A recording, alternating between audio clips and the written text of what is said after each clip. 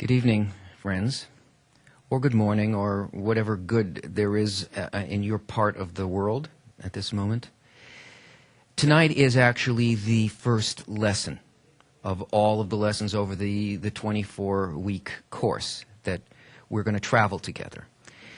What happened before this were both introductory lessons where Mike and I, try to throw out some seed onto the soil, really, to just give some sort of a sense of the scope of Kabbalah. But you know, Kabbalah is huge. It's a huge, deep, profound thing.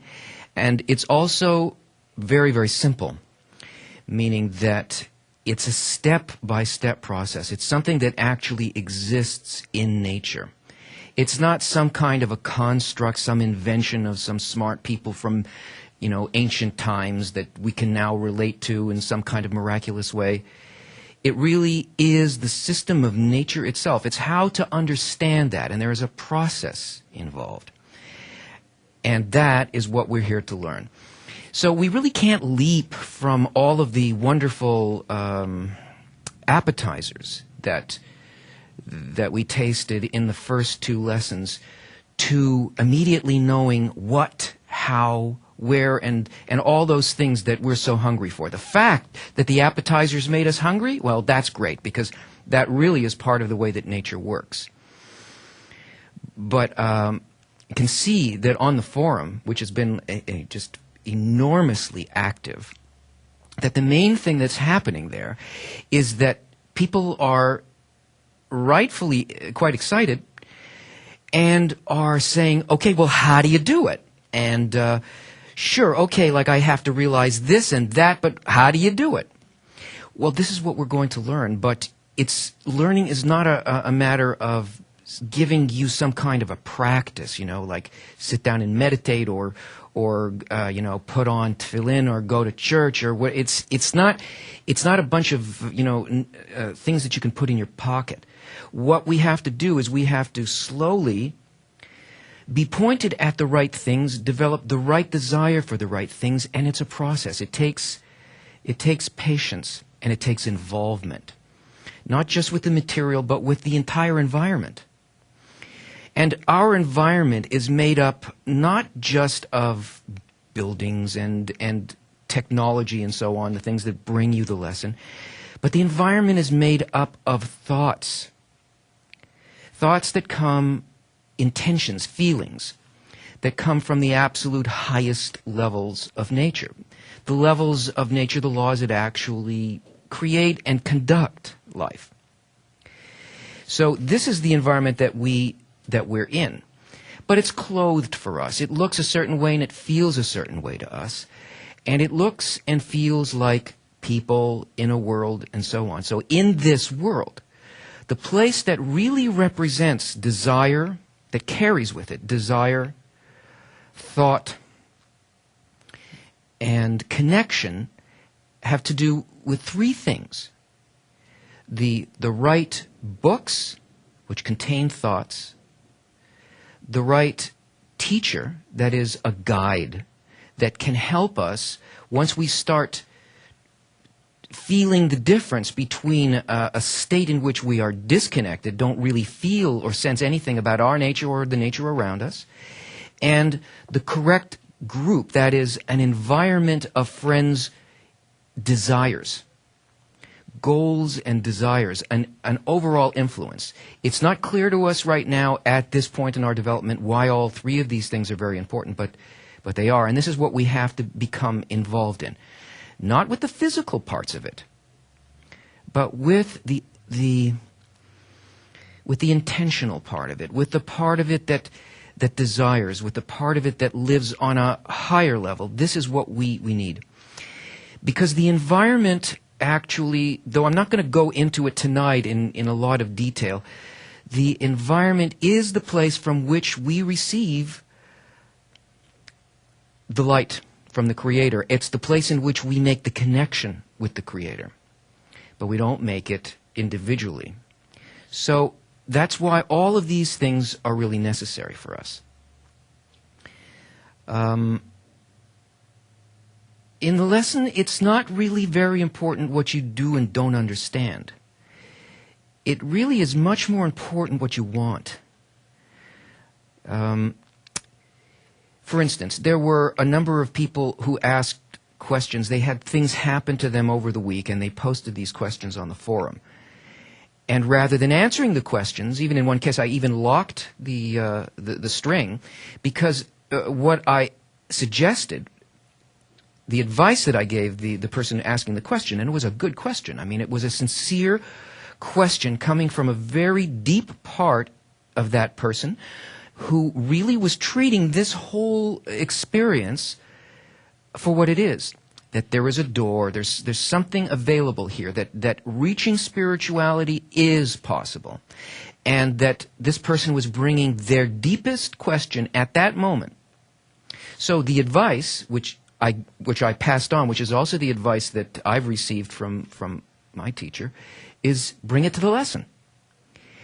Let it cook, because answers don't come from the things that we say. You know, maybe they do, but maybe they just calm us down. The real answers come from the environment. They come from those things. They come from a relationship to the guide, the environment of all those who are learning with you, and the book. So if you bring your deepest needs, the deepest question in relation to the meaning of your life and the goal that you want to reach and the greatness of that goal, the answer will be found in nature itself, in the process. We're not learning here, even though this whole course is a preparation for us to be able to learn from Rav Lightman, to learn on a deep, powerful level. It doesn't mean that we're going to be just accepting everything that somebody else says. It means that we rise to a level where we can really hear and feel and share in this way of connecting with the higher force. So that's the process. So as best as you can, do that through the lesson. Bring your deepest question, your deepest need, with the expectation that, in fact, if you do this in the most honest way possible within you, the light is immediately going to respond to you. I want to ask you that tonight, since this is a real formal lesson this time, to please focus your questions only on the subject that we're dealing with. Please don't ask general questions about Kabbalah. I won't answer them. And the reason I won't is because we have a lot of people connected here, and there are things that need to be conveyed, and we will get off track. And that's a rule for all lessons. That's what we do. So tonight, we are going to look at the force of development, what it is that works in nature itself, and how our relationship to that force creates the experiences that we have. Basically, why is it that we suffer? We already heard in the first lesson, and by the way, if you're joining us for the first time now, please go back and review the introductory lesson, because it will help frame things for you, okay? We already learned that, or you heard, that there is a blueprint for everything that happens in the universe and in our existence, in our sensation in life itself. And that blueprint is called by the Kabbalists, by those who actually attained this level, who ascended to the highest levels in relation to reality, we call it, the Creator. They tell us that the blueprint, the purpose of life, is this intention, to create a creature and to do good to that creature, to fill the creature with unbounded delight. So if that is the singular law of the universe, and if every other thing that functions, all phenomena, all sensation, is really only comes from that law, is an aspect of that law, and that nothing that happens in in anything that we experience at all, or that ever happened, or ever will happen, is doing anything else except carrying out that intention to its absolute completion, to create a creature and to do good to the creature, then why is it that in our sensation we experience things that are bad? If the Creator, if that force, if the whole thrust of existence, as religions tell us to some degree, although they hedge their bets, they say the Creator is good, and then they also say, but there's a devil, or there's like, Creator did the good stuff, but he didn't create the tsunami, right? So, why is it that even though we always have heard this, that we continue to see things in the world and feel them as though there were good things and bad things? Well, in order to be able to investigate this question at all, to approach it, we can't do it the way we have been doing it up till now. We have to, let's start with some advice from the Kabbalists. They tell us how we should even approach the investigation of nature, of life, and of its purpose and its fulfillment. Bala Salam tells us, Bala Salam means master of the ladder. We'll speak a little bit more about him later. He describes the boundary of our investigation. He gives us a tip, advice, as to how this investigation can be conducted. And he gives it to us in the form of a law, in the approach that we should take to the study. And this law goes like this: what cannot be attained cannot be named. What a person cannot feel as a real sensation within them, as real and as concrete as that mechanism that confirms anything that happens for a person, that tells a person this is so. Unless it can be sensed as an actual sensation, as an actual reality inside of a person's sensation, then it can't be named. Nothing in Kabbalah is ever a theory. It's never, it's not theoretical, it's not abstract. There are no suppositions. Everything is a matter of tasting and testing. And the test is whether or not a person actually senses it. This means we have to use some kind of bottom line rule for ourselves here. So it's simply this. Even, say, in science, where there's all kinds of measurements that go on, and you can use the most sophisticated technology in order to say that something is so. And even though they start with a theory, they collect data, and they show this data to other scientists, and then whatever their theory is gets peer reviewed, and you get enough agreement that people say this is reality, this is so, and it's reproducible. Even so, in the end, that last place that has to happen inside of a person before that actually is confirmed as reality is the consent that happens inside of a person's sensation. That says, according to these things, I call this reality, I feel it as real. Well, this exact same thing has to happen. But let me put it a little more simply. In Kabbalah, you cannot say that something is such a way unless you feel it that way. And we cannot speak about anything as though we experience it if we are going to progress at all. So if we're going to understand what good is, what bad is, and why we sense evil when really the entire creation is good, we have to only apply how we really feel about things, not what we think we should be feeling about it, not what we've been taught to feel, not some pretending to be like some kind of ethical or moralistic standard, but actually what is our attitude towards something. Because if we don't do this, we're going to get very lost and very confused. Also, any intellectualization won't bring any satisfaction. It will be really short-lived, I know the people who are here, who are with us, these are very special people, all of you. You have been seeking, you've been on many paths, I know many of you, and this one thing that all those paths have in common, they didn't really pan out. And that's because there are certain ways of approaching things which don't work. Abstraction doesn't work, belief doesn't work. The proof is in the pudding. It either happens or it doesn't happen. And if any of these really worked for you so far, if the approach, if the method that you were using to sense what is greater, to reach that thing that you have been craving since you were a kid, since you arrived here, if they had worked, you wouldn't be here, right? And we're not looking for things that are going to temporarily calm us down. We are looking for an answer. We are not settling for anything less than that. So we have to feel what we feel as a certainty.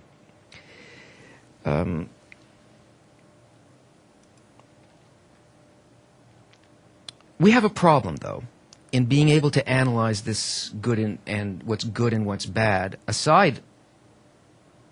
No, I won't say aside, but this is the reason why Bala Salam tells us to use only that criteria for judging things. Because our approach right now in understanding whether things are good or bad is totally inadequate. Because in our conception of things as they strike us and how we feel them, we leave out half of reality. We only take into account that part of reality that is acceptable to our inner programming, and our inner programming is total self-concern. So it means that if this thing seems to be, it's going to do me good, what am I going to get out of this? How's this going to work out for me? Well, if it falls into line with that, if what I sense or what I project about something that has happened or is about to happen, if I feel, oh, this is going to work out good for me, then I include that in reality. But like the religionists, or like the bliss seekers, I disconnect a whole dynamic in reality, which is those things that I don't consider to be good. I don't even really take them into account. I don't understand how they work together with the good things. So how am I going to measure anything by such a sliding scale? I need to be able to understand the forces that are working in nature, how nature actually is functioning. What's it doing with me when I sense something is good, and why does it require me to sense things as though they were bad? Some questions.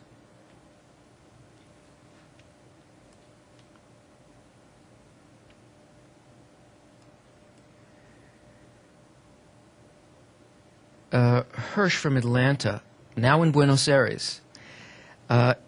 If the Creator creates everything and all that happens is part of the Creator's plan, in which way can I become better? You can become better by learning how the Creator operates and also operating that way. That means we have to rise to a level where we can actually perceive why the Creator acts in the way that He does. The Bible says, by His act shall we know Him.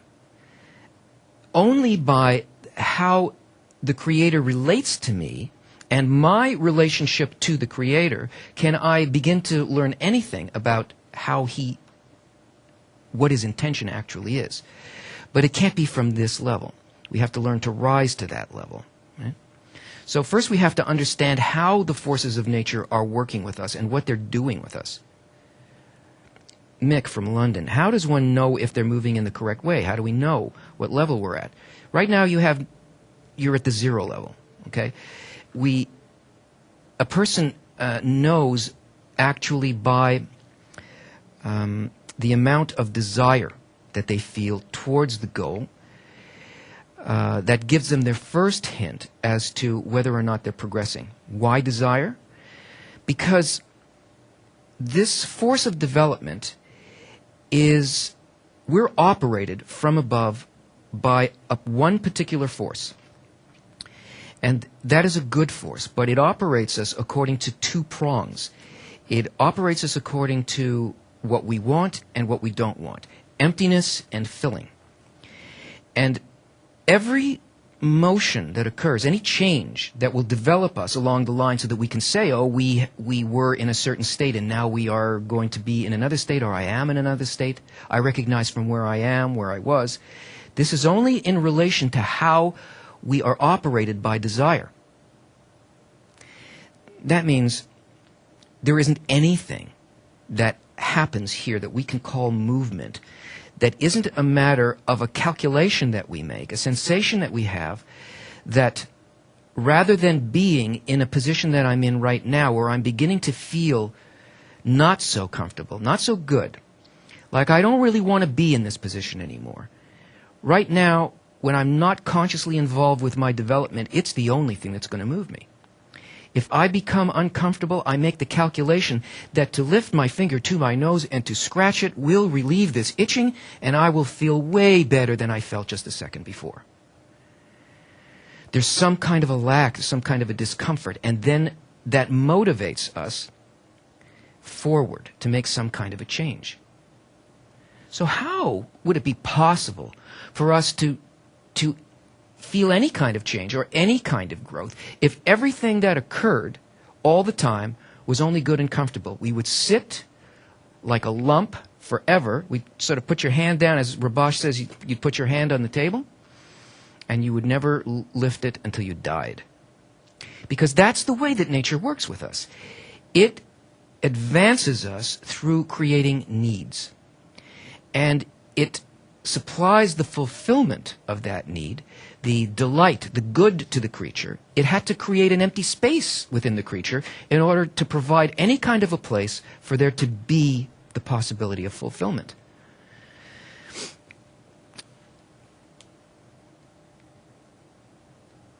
So how does that help us in understanding what's good and what's bad?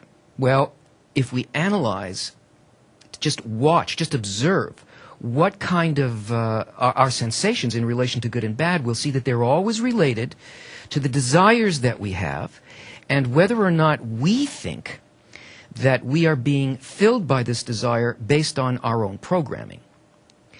But the whole purpose of all of this emptying and filling that we go through is so that we will learn to desire the right thing, because it's impossible for the Creator to give us that complete fulfillment while we want something very, very small, while our desire is for the petty things in existence, for the goodies, for the candy, for the direct light, rather than for becoming like that light. That is, to understand the thought of the Creator, and I'm meaning His intention, and then to have a similar intention towards Him.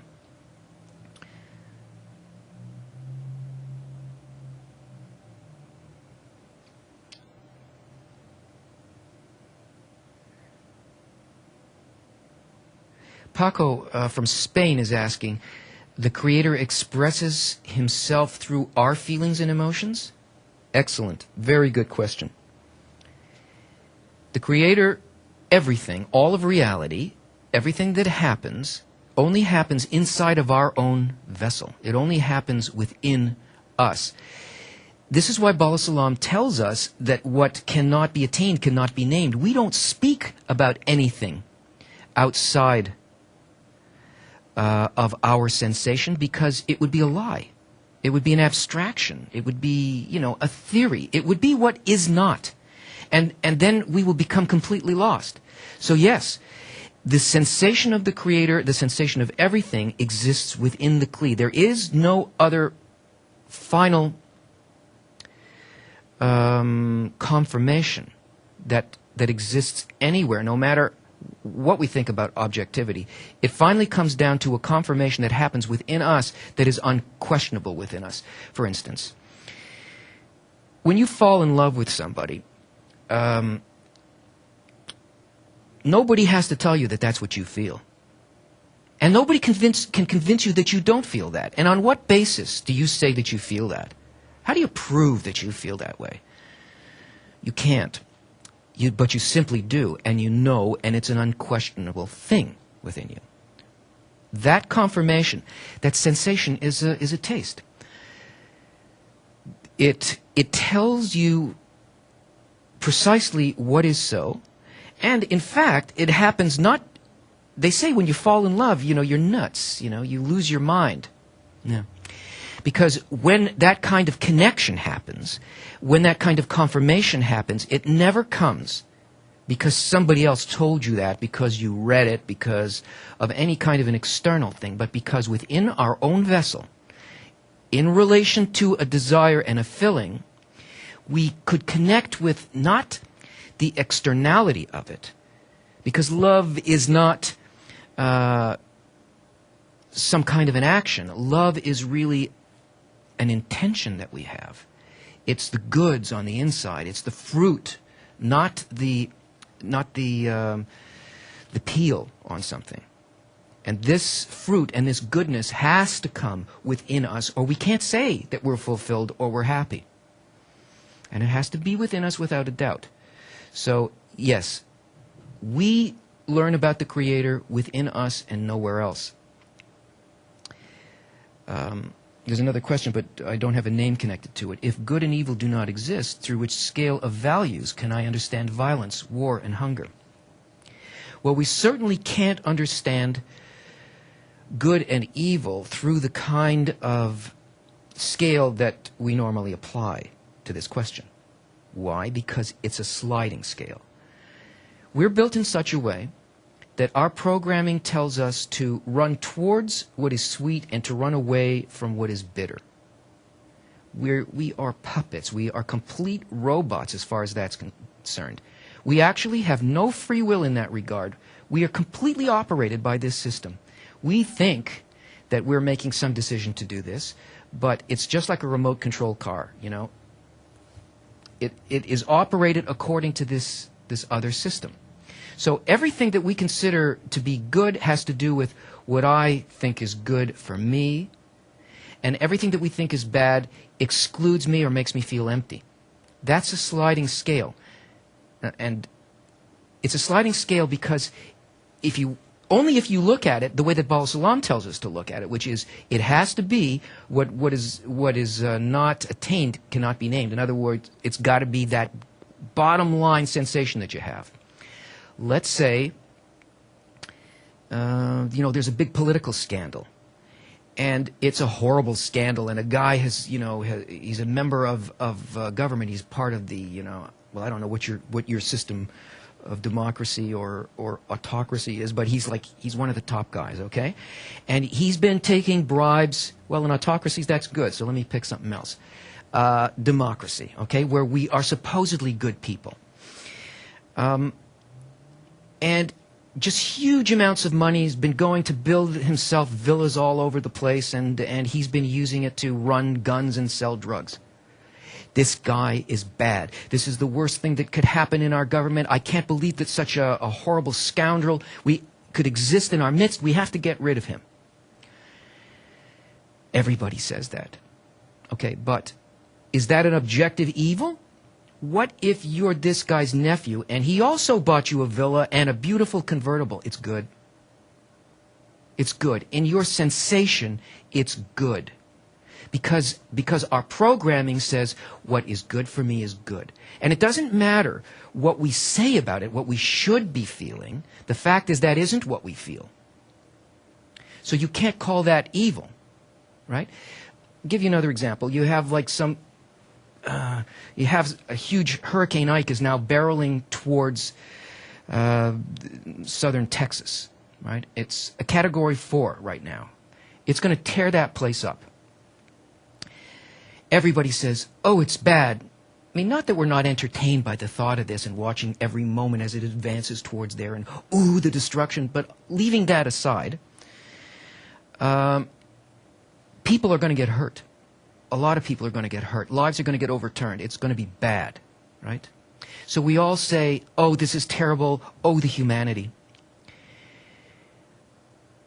What if you're the person who gets the contract to build downtown Houston, half of the buildings there? It is the best thing that has happened to you in your entire career. Where's the bad there? And in terms of things and if you can turn it around any way, if you're measuring things by what you actually sense, you can't tell what's good and evil. And that's why we think that there is no subjective one. And yet we still insist that according to some kind of external scale of moralistic standards, that something should be good or bad. Listen, if we have so little insight into what is good and bad, isn't it obvious that we're leaving something out here? I'm going to look at a couple of questions here.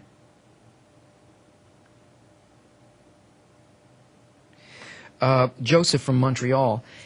If the Creator's actions only seen divided into good and evil by one's perception, is the Creator then doing everything to us for a better end? The Creator, the only thing that the Creator is doing is always and only giving.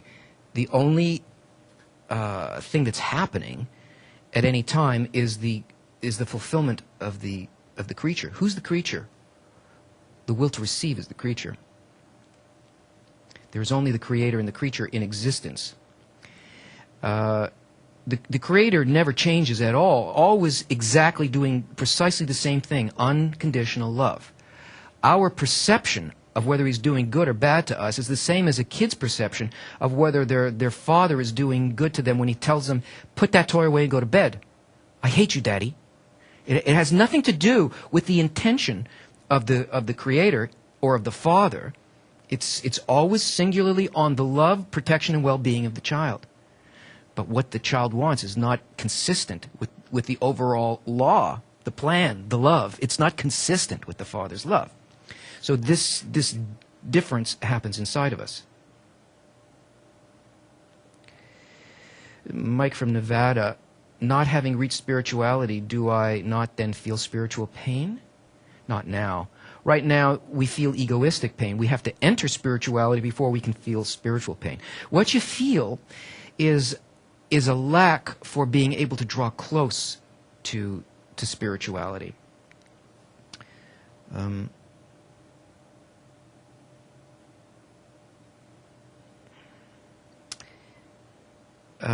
Gerarmat from Mexico, wisdom and light that we will be receiving from Kabbalah teachings, will we be able to apply it in our daily life to achieve our transformation, our spiritual growth? Well, really, where else are you going to apply it? In your garage? I mean, you have to. This is all about you. It's about your inner life. There is no other place to apply it. But it doesn't mean that you take this and like some kind of a technique and just work out everywhere. There is a place to work on it, a way to work on it, and it's really internal work. This applies to everything in your life, but not on the small things of life, but on the great question of life, the direction, the goal, and so on. Laura from Spain, actually good and evil is not subjective. It's very objective. When we see it in drugs, for example, we know it's bad. The same drug can help a person survive a terrible condition and create a correct balance in that person, and it could be even an addictive drug, and that same drug in another person, based on the reason for which they are using the drug, can cause them to die. It's not objective. That's totally subjective. We can't tell anything from any physical action as to why it's occurring. We have to look at the much higher than that, at the intention of it. We have to be able to see our lives from a much higher level, a much more inclusive level. For instance, here's a scenario for you. A man stands over another man. He takes a knife. He plunges the knife into the man's chest and tears him open. What's happening there? It could be a murder or it could be surgery. The difference is the intention, not the action. And this is the thing that we can't measure through our will to receive, through our current programming. We have to measure this against not a sliding scale, but an unchanging scale. What would that scale be? Well, we know from science that you can't measure anything unless you have a standard, something by which everything must be compared. And in our case, what we must do is we have to compare our state, what we feel at any given time, to the condition of the light. The light never changes. The Creator does not change. It is always and only bestowal. And we are constantly undergoing change. So the only thing that we can measure anything against to understand whether it is good or bad is the Creator's intention. It's pure bestowal. That's it. But we first have to have some kind of a sensation to be able to do this. Right now, we're completely embedded in the level that we live on. We're like fish inside of a bowl. We don't really understand that we live in water. We don't feel the way in which we are controlled by our environment, both our inner environment and our outer environment. We know nothing, not only about the greater reality called spirituality or the laws of nature. Not only do we not know that, we don't know anything about our nature. But the fact is, we don't learn anything about ourselves or about spirituality, the nature of spirituality, through working with them directly. That's impossible. We learn only through comparison, through opposites. This is why good and evil, the way that we experience it, is a necessary condition that the Creator gave to us. There's no such thing as an essence. I mean, there's no way that we can experience the essence. We can't register it. We can't feel it. We can't know heat in itself. Unless there's something opposite to it, it's as though it doesn't exist, because what does it touch? You know how light, the universe is full of light, and yet we see mostly darkness. There are billions, uncountable number of stars, just emanating light everywhere. So why does it appear dark to us? Because there's nothing resisting it, to catch it, to see it. Without it, it's an essence that, as far as we're concerned, it doesn't exist. So, likewise, in order to understand what the light is, what pure, unconditional love is, it's absolutely necessary that we reveal its opposite. Because through its opposite do we begin to get a sense of what it is. There is a resistance there that allows us to sense the light, but not the way that we sense now, but through an additional sense, which is called a screen. Something that actually engages the light, that isn't working inside of this little tiny self-absorbed system that we have that only thinks about ourselves. And by doing that, it allows us to rise to a higher level. We can't raise ourselves to that level. Try it. Try lifting yourself up by your own hair. It isn't going to work. The only way that we are going to be able to see what our actual condition is, why nature treats us the way that it does, and what's really behind these perceptions that we call good and evil, and where suffering comes from, is by connecting with a higher force that allows us to see our actual condition. We can see this already, even in the physical world, because really, in a sense, all of the laws, they are the same laws, they just function on different levels. We are called the animate level of life. We like to think of ourselves as human. And there are other levels of life that actually that are below us, and because they exist on a different qualitative dimension than us, we can see what's going on with them in a way that we can't see what's going on with us. We can look down on that level and perceive it. We can see, for instance, in an example of a forest fire. You look at it and you see all these trees being destroyed, houses and all of this, and what was such a beautiful, majestic setting in nature, in a few days just gets reduced to ashes. And we can, say it's a bad thing, but we have the perspective to know that in the large scope of things, in that great sort of path of development for a forest, which is hundreds of years, we understand that this is a cyclic thing that it must go through. If it doesn't actually have this happen to it, it becomes overgrown. The trees themselves become stunted. They become dried out. The land, the soil itself, all the minerals in it get used up. The forest itself fails. And that fire is a natural part of an ecosystem that is always enhancing life. This is true of us too, but we don't see it. We don't understand the larger scope of things because, as pointed out, we leave out the part that we call bad. But we have to learn to work with this. Questions? Jesus from Venezuela. Only actions coming from our will to receive are evil? Our will to receive is what we are. It's what the Creator created. That's us. That's the creature. It's the will to receive. In itself, it's neither good or bad. We have to receive. We're built to receive.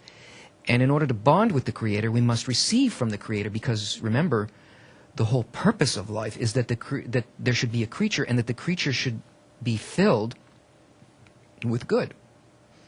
Well, what can we call good? Well, only the Creator. So in order for that to happen, for us to be filled with the good that is the Creator, we have to accept it. That's why we were created as a will to receive. Evil is not the fact that we have this will to receive. It's the intention with which we receive. Why am I receiving? For whose benefit am I receiving? This is what will connect or disconnect us to that law of nature. It will make us like it or not like it. And Jesus, the degree to which we are similar or dissimilar to that intention behind our receiving what the Creator gives us, because He supplies absolutely everything, that is the degree to which we suffer. If I'm different from this, if my intention, if what I want on the gut level within me is different than what the Creator wants to give me, I experience that as suffering. I experience it as emptiness. And that's actually the only thing that we can call evil. In Kabbalah, the definition of good and evil is really only what connects us to the thought of the Creator, the actual law of nature, and what separates me from it. But we'll go into that a little more later. Claudia from Chile, should we give up our basic desire in order to evolve and get to spirituality? You can't give up your desires because they don't come from you. Our desires are placed in us by programming that exists within us and outside of us. We're not responsible for the desires that we have. The only responsibility that we have is the intention over the desire. A second nature that we need to build on top of the desire, which is in the realm of spirituality, which is a quality. Spiritual objects are only qualities. They are intentions. So this is what we work on. Don't try to constrict your desires at all. You can't work with your desires. It's impossible. And the only thing that we work with is the intention behind desire. And it will evolve depending on what you want. Because as we grow with desires, since everything that motivates us is the evolution of desire, the greatest desire that we have is the next place that we go. It's what we truly long for from the bottom of our hearts, that gut level desire that we actually hold at any moment. That's the only thing that the light responds to, and it's answered immediately. So that's part of the process. What we're learning here is how to understand how nature actually helps us develop a very specific desire for spirituality. Right now, we don't have that desire. We don't even have the desire to have that desire. Because to us, the sensation of bestowal without reception for ourselves, even in receiving, like even to receive, but not to receive it for my own pleasure, that's completely disgusting to us. We experience that as emptiness, as darkness, as though it's not there. And nature uses this in order, once we have a correct target, nature can use this, the Creator can use this, and is already using it anyway, because that's how this stuff has been happening to us anyway all the time, except we don't understand it. We are dragging our heels. We're resisting it completely. The whole point of learning the system of how nature creates and guides things is so that we can get with it. We can begin to get consciously involved, because we're going to reach this goal of creation one way or another. We're going to reach it. The question is, by what path? Are we going to continually suffer and be pushed into it by this disconnection and not wanting to know, and having to be pushed to desire, having to suffer so that we'll ask the question, where is this suffering really coming from?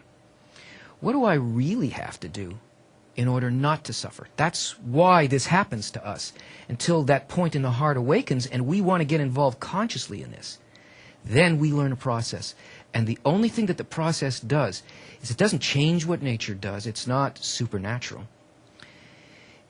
It speeds up the process so that we can go to a level not of our created nature, but above that nature. If there's anything that can be called supernatural, it's simply for the creature, our desire to not be governed by that desire to fulfill ourselves, but a supernatural, which means above, something above our nature, the nature of the Creator. We need to add that to us.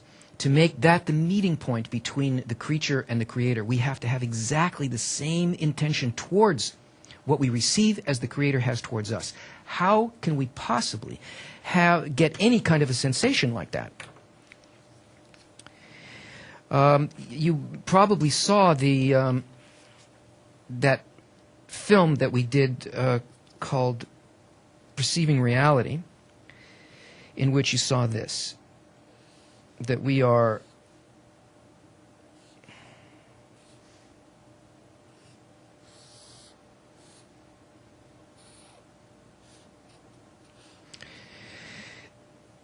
that our existence is a closed box. This is the way that we're built. Creator made us this way and gave us ways of relating to what exists outside of us. We exist inside of here, and all of reality exists outside of here. And we sense things. There's like an abstract light that is always approaching us with an intention, it's giving us something, but the thing that it wants to give us, according to the way that we are right now in our current condition, never really enters us. It does what we spoke about earlier. It hits a barrier. The barrier vibrates, in a sense. It puts up a resistance to what is hitting it, and this resistance supplies some information to a system inside of here, and the way that this is programmed says, well, according to my goals, which is to receive everything in order to please myself, I confirm this as having a particular meaning in relation to my self-concern. So I don't know anything about this at all. I get some kind of picture in here about what it is. And this is true whether with all of our five senses, whether it's hearing, whether it's sight, whether it's smell. Well, that's an ugly nose. Whether it's touch, it doesn't matter what it is. Every one of the senses tells us exactly the same thing and leaves out any kind of sensation, direct sensation, with the abstract light. So how can we possibly feel anything about the light? We have to build an additional sense, something that doesn't exist inside here and works by this program, but actually exists outside here. Something that allows the light to be sensed. Not that it simply passes in here and nothing gets felt, but that it stops. But it's not stopped by a sensor that is only concerned about the self. It's stopped by a sensor that is made up of exactly the same intention as the light itself. And then it can begin to feel, am I like it or am I not like it? In other words, it's measuring its own state against the minimal sensation of the light that it can feel. It's operating under the conditions that exist out here in some kind of minimal way.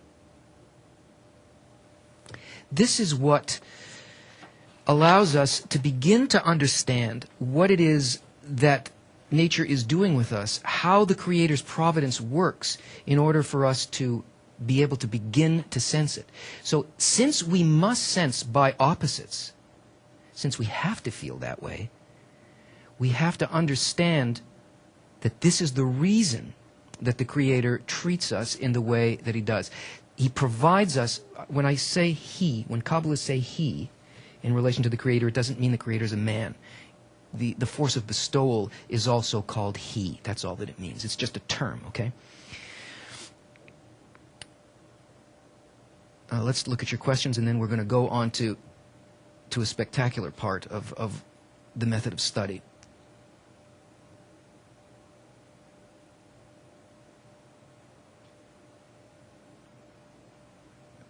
Deborah from Tennessee is asking, are you saying there's no bad or evil? That all is good and it's just a matter of perspective on the part of each individual? It's not perspective, Deborah. It is sensation. We are here to learn not to have an attitude which won't change anything towards the things that we call good and evil, but to be able to sense everything that's occurring as good, directly sense it within ourselves. That's the goal.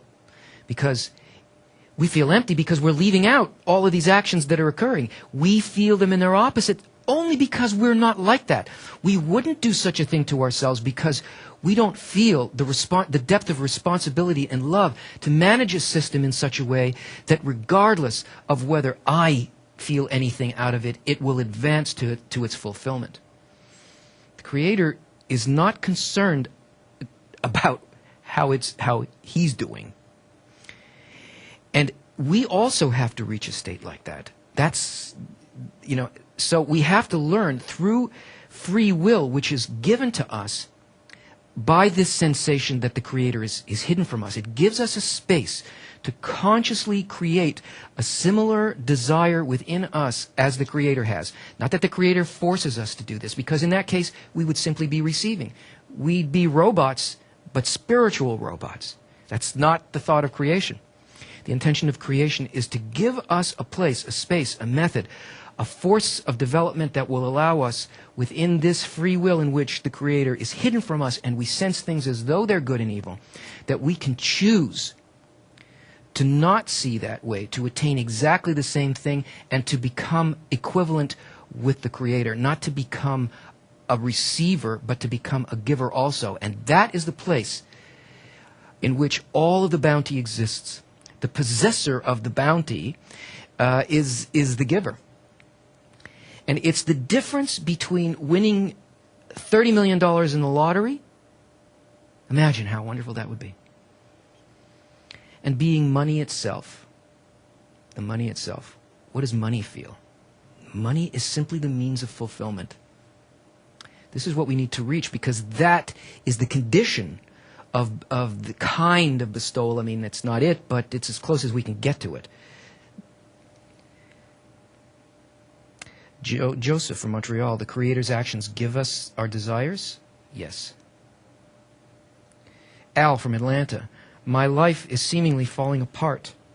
My marriage will end soon. My big TV just broke. I hope your small one's still working. My job is in jeopardy. In this world, I can't imagine anything positive coming out of tomorrow. Yet I have this need to be here with you, and I can't explain why. Is this a transformation of some kind? This is how the Creator works with us. The Creator doesn't want us to suffer.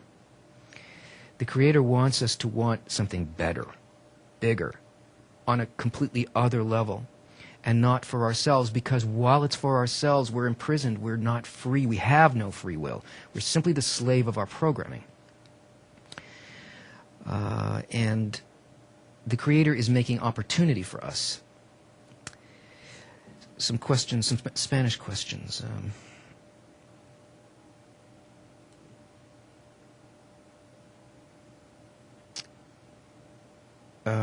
Ezekiel from Dominican Republic, so it's good to desire many things. Yes, it's good to desire as much as you possibly can, but it has to be with a certain intention. It's neither here nor there. The things of this world don't make any difference. Only your connection to the intentional level makes a difference. Marisol from Chile, what's the fastest way to clean our desires and wake the real point of desire? Are there any techniques such as meditation to achieve this?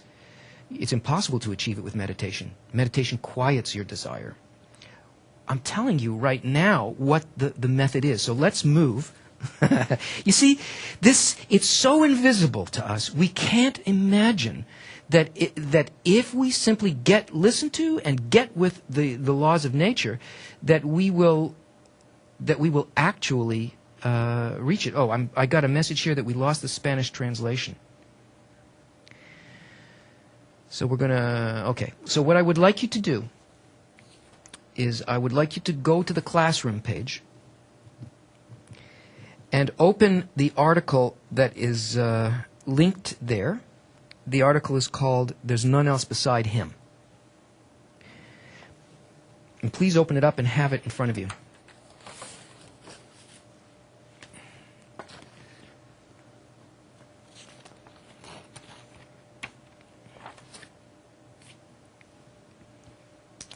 We're just waiting to see if Spanish translation is okay. Are you guys connected now? No, not yet. Okay, well, I'm going to answer some English questions here.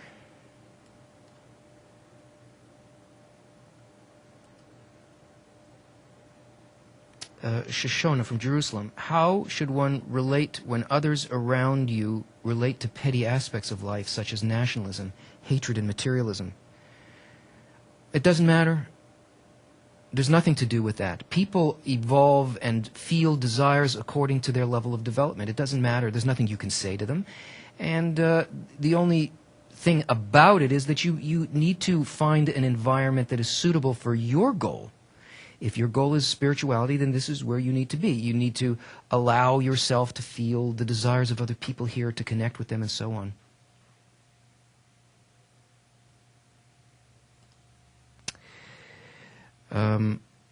Ed from Northern Ontario, what about experiences that beyond naming?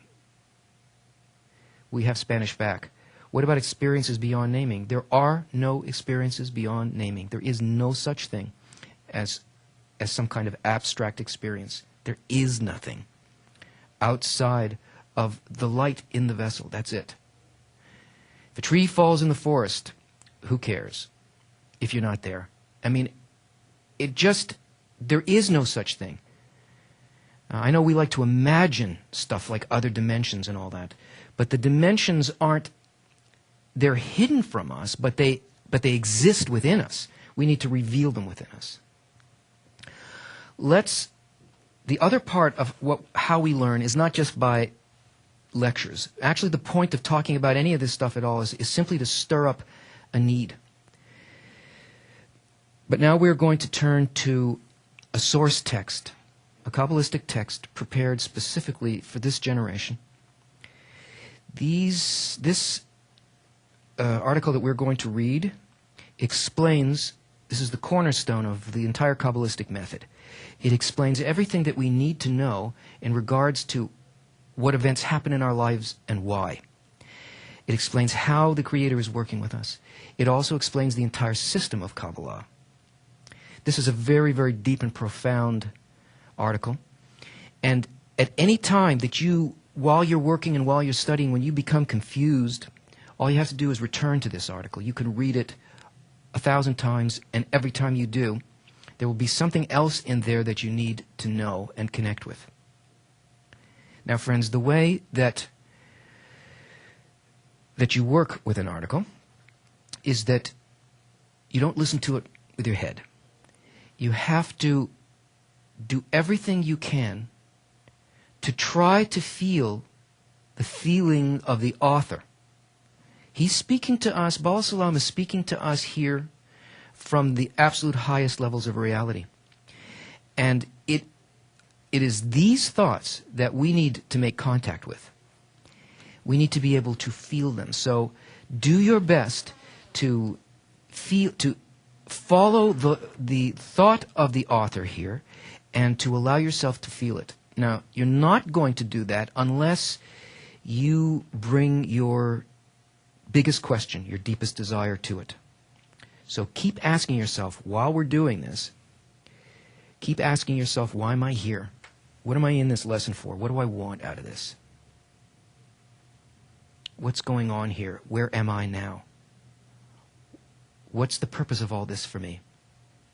You have to bring that question with you. There is none else beside him.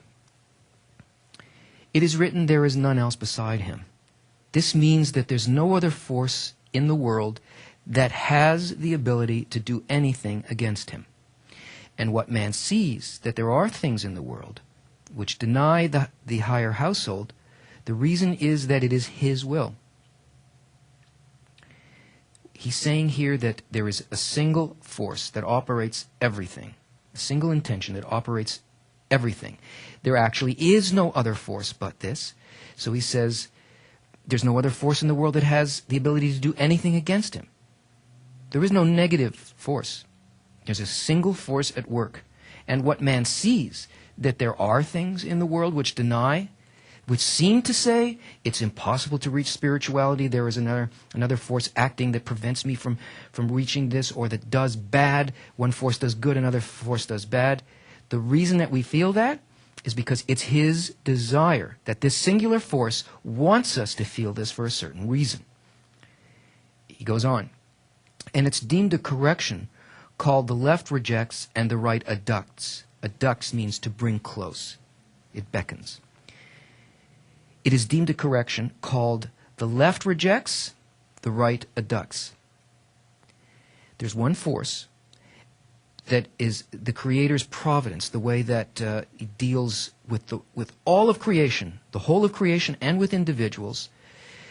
And there is a right and a left hand to this force. One force, two prongs that amount to guidance, to being able to direct something one way or another according to the way that the system is built based on desire. And he says that this is deemed a correction, that the left, meaning that the left rejects is considered a correction. This means that there are things in the world which to begin with aim to divert a person from the right way, and by which he is rejected from sanctity. The correction exists not in those feelings when we go, enlightenment. Ooh, I feel really great. I understand. I'm spiritual. It's not about these things. It's not about the filling. This is not called the correction. The correction, the place in which it is possible to rise to a higher place in connection with the light, is with the left hand. It's when the sensation that the Creator pushes us away. People lose faith in the paths that they're on because they base it on belief and not on that gut level sensation that they have. What cannot be named, what cannot be attained cannot be named. That's why people lose faith, because the whole system intentionally, in order to build a powerful connection between us and the reality which is the Creator, pushes us away in order that we should what? In order for what to happen? The benefit from the rejections is that through them a person receives a need and a complete desire for the Creator to help him, since he sees that otherwise he's lost. Not only does he not progress in his work, but he sees that he regresses. That is, he lacks the strength to observe Torah and mitzvot, even in lo lishma, not for her name.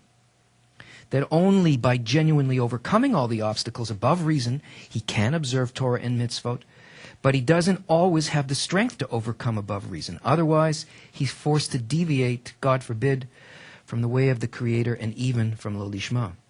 What's he saying? The benefit of the rejections is that through them a person receives a need. He receives a desire, a particular desire. What's the desire for? For the Creator to help him, since he sees that otherwise he's lost. That there's nothing within the person that will enable him to reach sanctity. What is sanctity? It's only bestowal. Holiness is only bestowal. That's all that it means. And he sees through the benefit of this rejection by the left hand, which normally, according to our belief, would make us lose faith, this is the point at which the light is at its brightest. This is why in the progress of achieving spirituality, a person must have ascents and descents. They have to fall. They have to continually fall, because if there's no need, how can the light grow? How can your need grow for a specific thing? The specific thing is that I can't do it myself. Only the Creator can help him. This is not just for a person, anybody out there doing something. Yes, nature deals with us this way all the time anyway. This was always happening to us.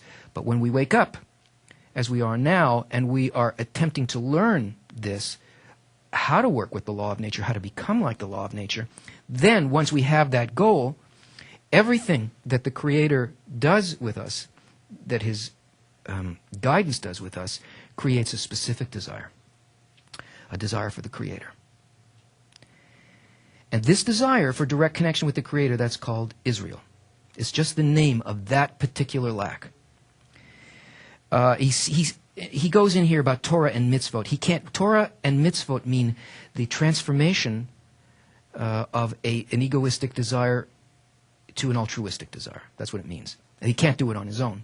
And not only can he not do it with a pure desire, which is called lishma, for her name, but he can't do it at all even egoistically.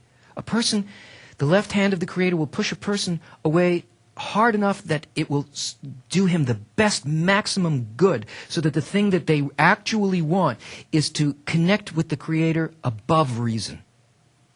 Not according to this system of egoism, not according to what a person thinks in his intellect is right, but how the Creator thinks, without limitation. This is what the Creator is guiding us towards. These sensations that we have, that are dark or that are empty or that seem to be bad, they're the things we climb on. That's where the progress happens. You can't walk on one leg. You can hop, but you can't get far. And you can't climb a ladder unless you have the difference between one leg and another. You have to have the exposure, the light. Once we come in contact with the light, what happens when you walk into a dark room? You don't even know where the light switch is. It's a place you've never been. You feel around the wall. Where is it? Where am I? Where am I? Ah, there's a light switch. The light switch is the point in the heart. You throw the switch, bang, the lights go on. What happens? It shows you what's in the room. And that's what the light does. The light exposes for us the gap between where we are and where the light is. And that is in order for us to be able to measure it, to be able to sense it, and at the same time to be able to desire it, because it's also created a need in us. And he who always feels that the shattered is greater than the whole, meaning that there are many more descents than ascents, and he doesn't see an end to these states, and he will forever remain outside of holiness, for he sees that it's difficult for him to observe even as little as a jot unless by overcoming above reason. But he's not always able to overcome. And what shall be the end of it? That means then he comes to the decision that no one can help him but the Creator himself. This causes him to make a heartfelt demand for the Creator to open his eyes and his heart and truly bring him nearer to eternal adhesion with God. It thus follows that all the rejections he had experienced had come from the Creator. A heartfelt demand is a prayer. A prayer is not something that we say with our mouths. It doesn't matter what we say. It doesn't matter what actions we do. A prayer is only that absolute bottom line need, a need like the need for air when you're underwater, the need for water in the desert. What it is that we actually desire, our strongest desire at the moment, that is our prayer. And that determines the kind of experiences that we have, the kind of reality that we have. So the moment that, and the way that nature works is that it abhors a vacuum. It will not allow an emptiness to exist. It will fill it, but according to the demand of the creature, of that empty space. So if all you want at a given time is to have a salami sandwich and watch a ball game, that's all that it can give you. what it's trying to build here is a prayer for the Creator. It's helping you, it's like making you fall in love. It creates that distance, that need specifically for somebody that you love. You can't stand to be apart from them. And it needs to be strong enough that it's the strongest desire in a person, that this prayer is so strong that a person cries out. They have to come to such a situation, not externally, as Al writes from Atlanta, not externally. What Kabbalah does for us is it allows us to go through these states internally so that they don't have to happen externally, so that we get ahead of this wave, ahead of the suffering. Because in our own desire, we wish to work with this system and to be connected with the Creator. We get ahead of the wave. We don't have to experience tsunamis, wars, and all of these disturbances on the outside. And even the ones that we do experience, we don't experience them as suffering at all in the same way once we're engaged with this law of nature. We can feel through the sensation of the discernment of the difference between my state and the state of why is the Creator doing this? What above reason can we begin to feel exactly why the Creator does this with me? I know this sounds impossible, but it happens, and it takes patience, and it takes involvement, and it's natural. But not if we don't have this goal. Okay, we'll go on.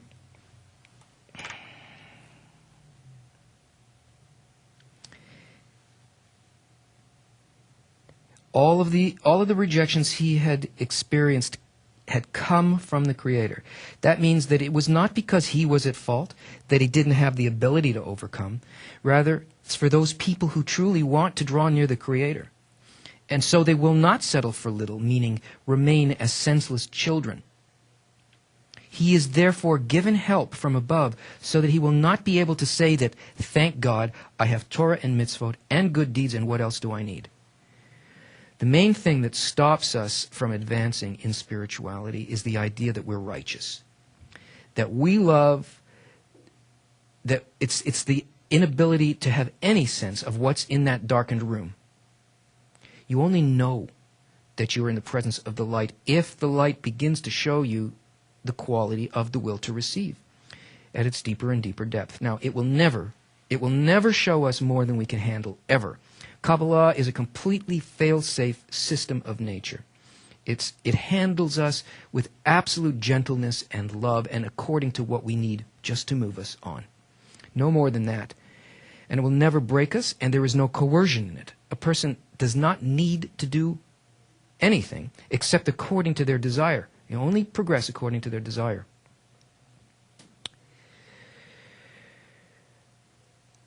But we need to know, we must reveal our actual state, our actual sensation, and this process is called the revelation of evil. In other words, I reveal my nature because I can't reveal the essence of the light. I only know the light by the difference that I feel between my nature and it. That's what this sixth sense is, that ability to feel something in the light. Not in the light itself, but in the gap. All sensation, all experience, and all existence happens not in the essence of the light and not in the essence of the will to receive, but in the gap, in the relationship, in the middle point between them, in the meeting point. That's where existence, sensation is. And that's where attainment is. That's where our life is. So this is how the process of nature works. It creates a system by which we can begin to sense the ultimate, not the petty.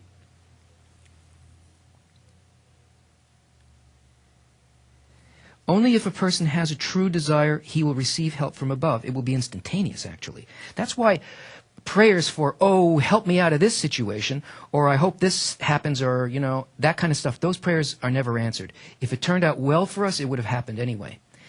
These aren't prayers. These are just blah, blah, blah, my will to receive, blah, blah, blah, blah. Only if a person has a true desire will he receive help from above. That real need, that real desire is answered instantaneously by the light. And he is constantly shown how he is at fault in his present state. Namely, he has sent thoughts and views which are against the work.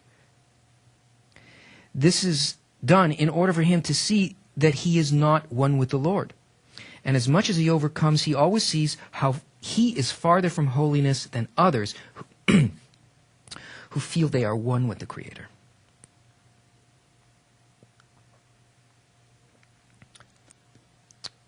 The whole point is to be able to feel how opposite we are to the light, the extremity of the oppositeness. Because the final state before the crossing of the barrier, that connection with the Creator, is the most opposite state. It's the lowest. It's the lowest, the deepest, most emptiest, in order to hold the greatest amount of light.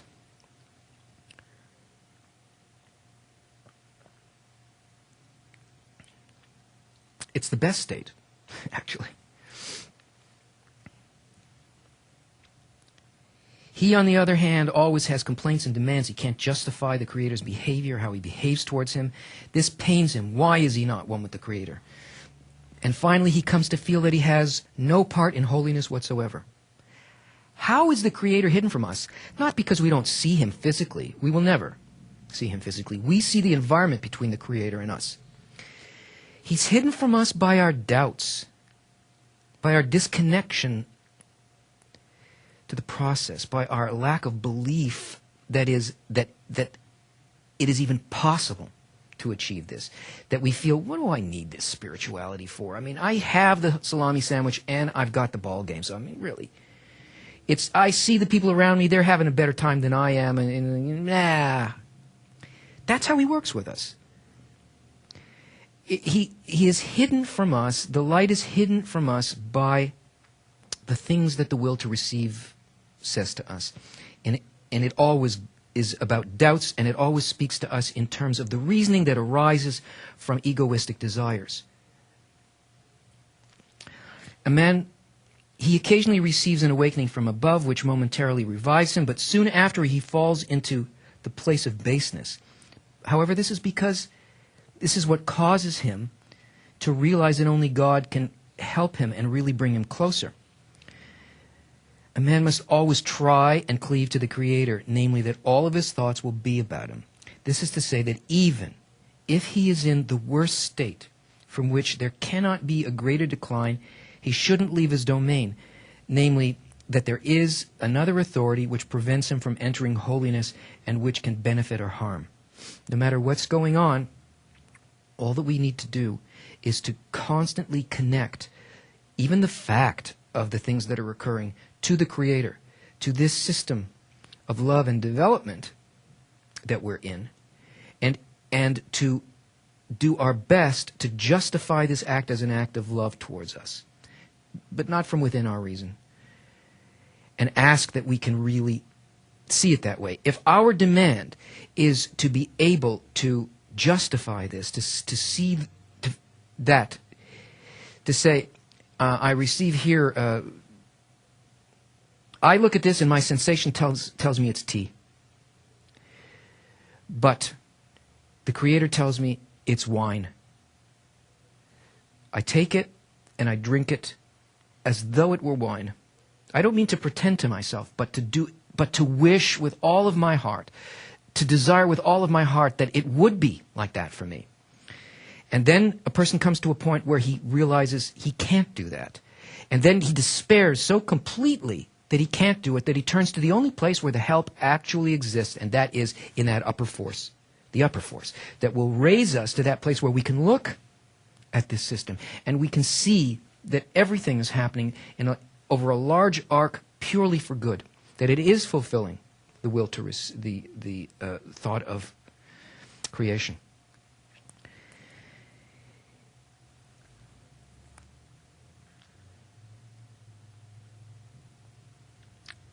I'm going to jump ahead. Furthermore, he who says that man has his own authority, that is, he says that yesterday he himself did not want to follow God's ways, that too, I have to set this up. All right, never mind. That too is considered heresy. Heresy, the article says, has to do with not with an action, not with some kind of idea or something that doesn't toe the party line in terms of one's religion or creed. Heresy is simply the idea that more than one force exists. That's all. Therefore, he who says that man has his own authority, that yesterday he himself did not want to follow God's ways, that too is considered to be committing the sin of heresy. That is to go off the target, meaning that he doesn't believe that only the Creator leads the world. I decided that I would come and study Kabbalah. Before, I didn't think it was good, but now I'm smart enough and I'm holy enough that I came here to do this. No. The Creator develops us, this whole system develops us and places us in a good place where actually, and says, puts our hand on the good fortune and says, take. And it's still an act of the Creator. My engagement with it is only, do I take and why do I take? But when he has committed a sin, he must certainly regret it and be sorry for having committed it. But here too, he should place the pain and the sorrow in the right order. Where does he place the cause of the sin? For that's the point that should be regretted.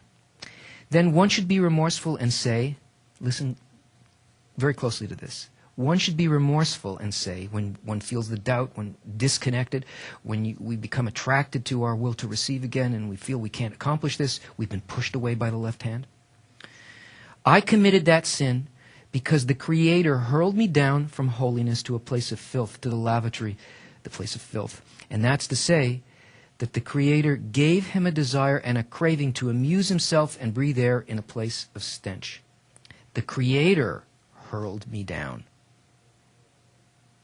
I committed this, I feel this, it appears in me because the Creator hurled me down. I am not responsible for that. That's not the area in which I can work. I am responsible for my desire for connection with the Creator. End of story, period. My intention. Who's doing this? All of it is light. How do I receive it and for whom?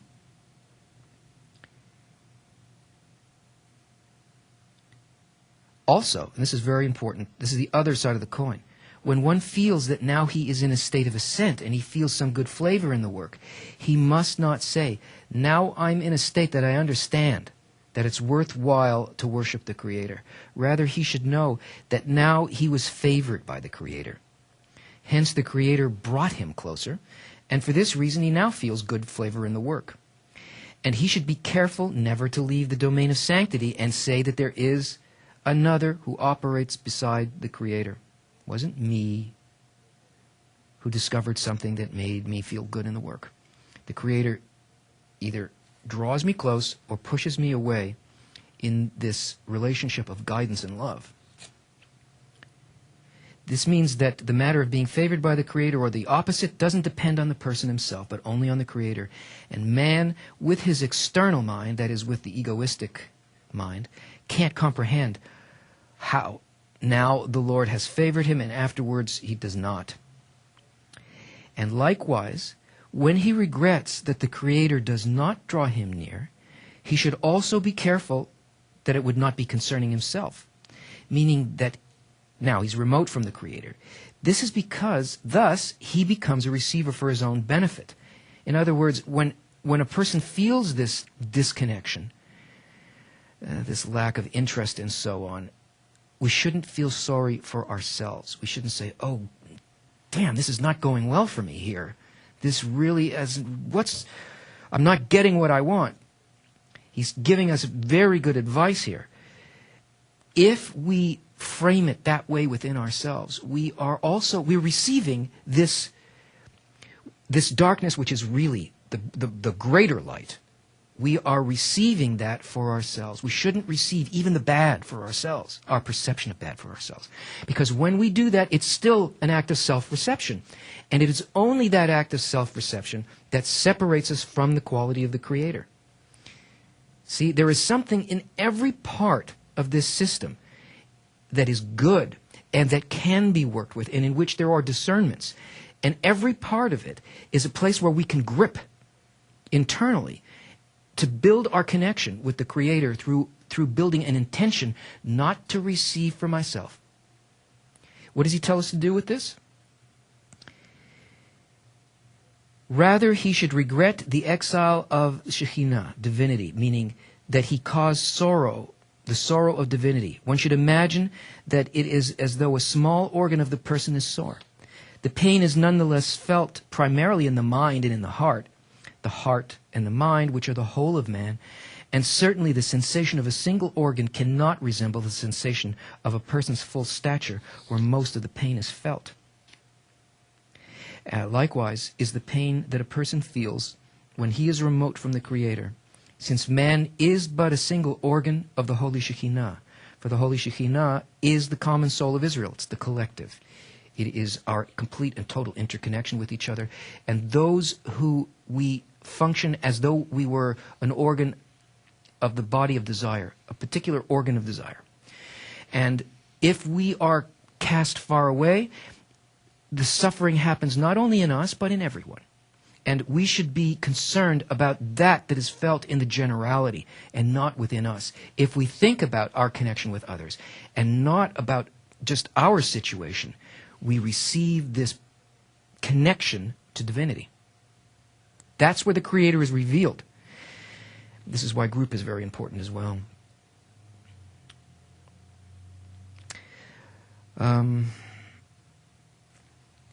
Okay, let's just look at a couple of questions, and then we have to end very soon.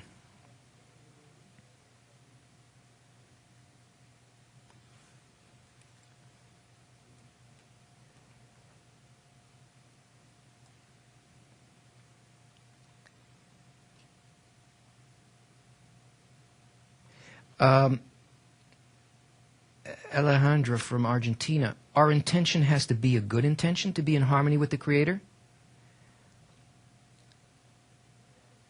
How can I tell the difference between good and bad? If you are receiving something only to fulfill yourself, you can call that bad. If you are desiring, even just desiring, to receive in order to bestow, to build a desire, to know what that is, that's called good.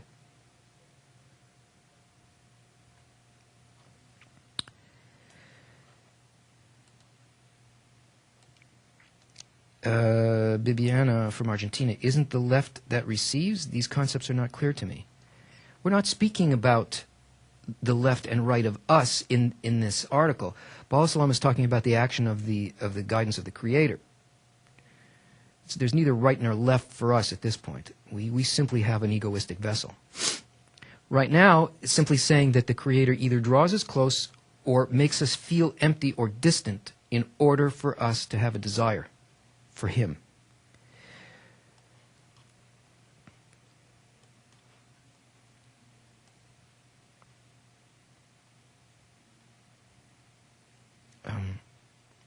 Is parental love unconditional? No, parental love is selfish. We love, it's the closest thing that we have in this world to altruistic love, but it's done in order to make us feel good. Is trust a sensation in our sixth sense? No.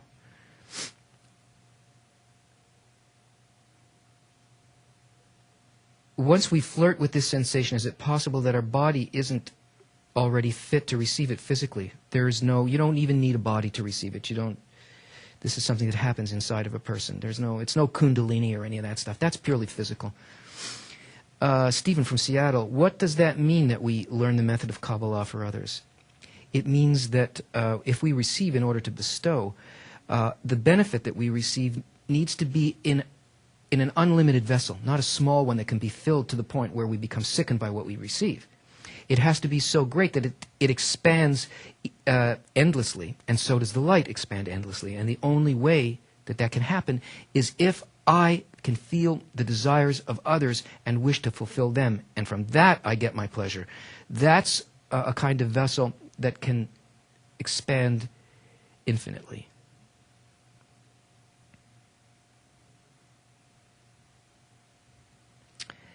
Vidi from Ohio, I'm aware that in the end we shall all go back to our source, the Creator.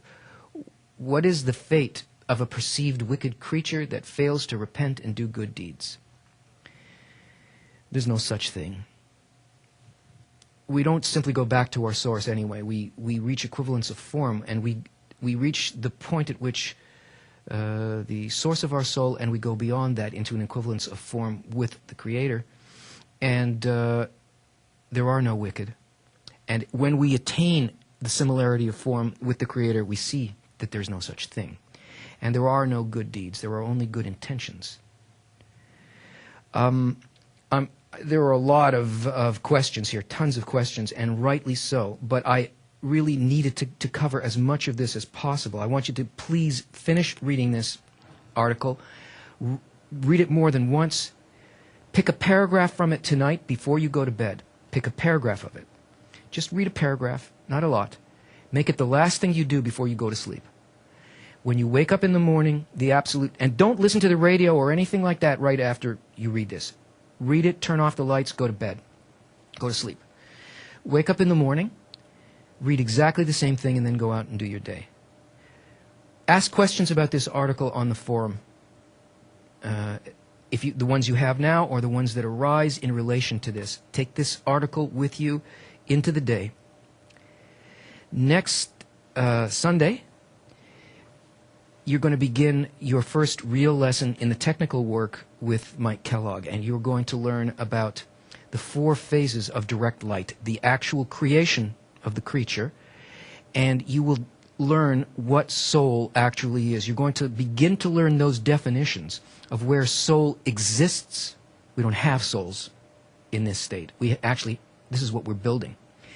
And you're going to begin to learn about that, the structure from the top down of reality. This is a huge group, and it's good. It's really good. I can feel, according to what sorts of things happen during the lesson, where we are, and I want to congratulate you for continuing, for not running away, and for supplying the tremendous power and desire that you already are to the others that are all studying together with you. You'll see, as we go on, it will become clearer and clearer to you according to what you need. I thank you for being with us tonight, and I'll see you again next Wednesday.